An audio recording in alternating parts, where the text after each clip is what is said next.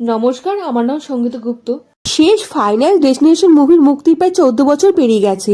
ফ্রান্সিসের সক্সর ছবি final destination blood line 15 মে বড় পর্দায় মুক্তি পেয়েছে। এই মুভি আপনি হিন্দি ভাষাও দেখতে পারেন, ভাষার সঙ্গে এই সিনেমা কোনো সম্পর্কই নেই।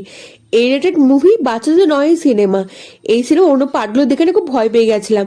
মাথায় অনেকদিন ধরে এই ঘটনাগুলো চলছিল। এই মুভিতে আইরিশ নামে একটি মেয়ে অনেকের প্রাণ বাঁচিয়ে দেয়। আইরিশের মৃত্যুর পর ভবিষ্যৎ দেখার ক্ষমতা উত্তরাধিকার সূত্রে তার নাতনির কাছে যায়। তার নাতনি কি পুরো পরিবারকে বাঁচাতে পারবে? জানতে হলে এই মুভিটি দেখতেই হবে। এই মুভি প্রতিটা পার্ট একটা প্যাটার্ন ফলো করে থাকে। এই মুভিতে সেই প্যাটার্নই ফলো করা হয়েছে।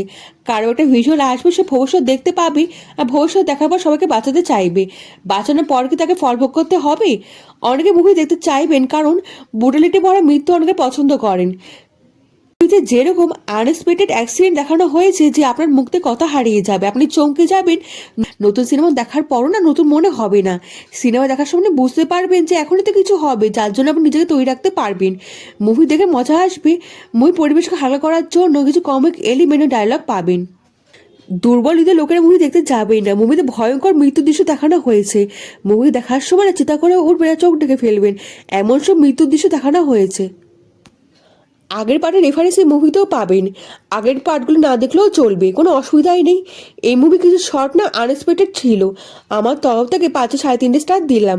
ফাইনাল ডেস্টিনেশন দর্শকদের একটা খারাপ একটা ভয়কে সবার সামনে তুলে ধরেছে। মৃত্যুকে আমরা সবাই ভয় পাই, ফাইনাল ডেস্টিনেশন দর্শকদের সবচেয়ে বড় ভয়কে বড় পর্দায় তুলে ধরতে পেরেছে। কেমন লাগলো আপনার ভিডিওটা কমেন্টে জানাতে কিন্তু ভুলবেন না। লাইক ও সাবস্ক্রাইব করে দেবেন, দেশ বিদেশ বন্ধুর সঙ্গে ছড়িয়ে দেবেন। দেখা হচ্ছে পরবর্তী ভিডিওতে। ভালো থাকবেন।